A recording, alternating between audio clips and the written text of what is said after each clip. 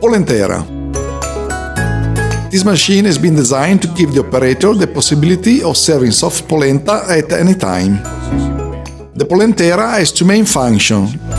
The first is to heat the cooking tank through a series of resistances.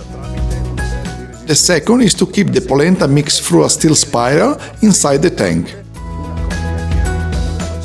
In the front part of the machine we find the power button, which activates the steel spiral and the resistances. Then we have the thermostat that regulates the temperature of the resistances. There is a light that indicates that their temperature has been reached.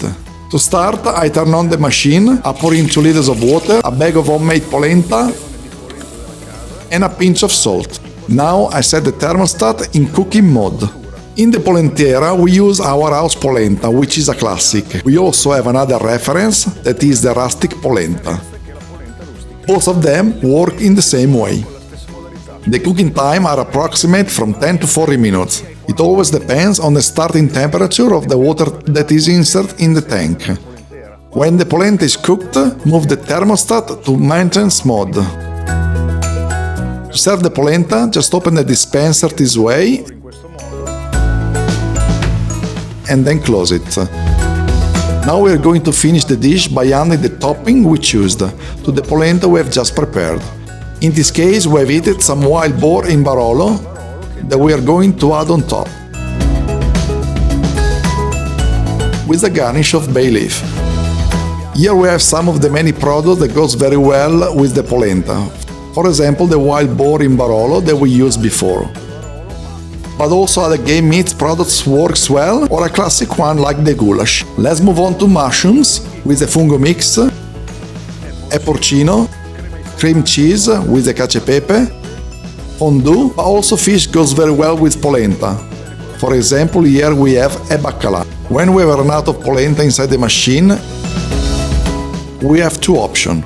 Either add more water and polenta to produce more, by moving the selector from maintenance to cooking, obviously, or wash it, adding a jug of water to rinse the inside. Open the lid and pour the cold water inside.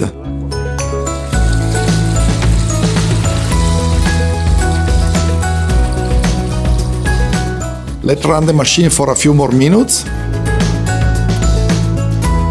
to give it a first rinse.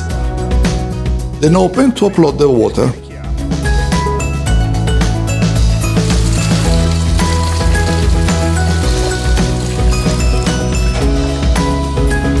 To disassemble the machine, first unscrew and remove the protective casing,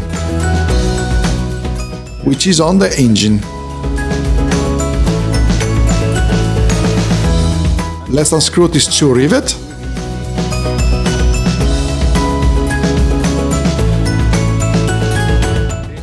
And unplug the motor. Remove the motor. Remove the lid, the protection grid, the steel spiral, unscrew the handle and remove the cylinder. Remove the tank and take it to wash. Now all the parts are washed. Let's assemble the machine. I position the cooking tank and I place inside the steel spiral with the pin locked into the hole. Make sure there is the gasket on the motor.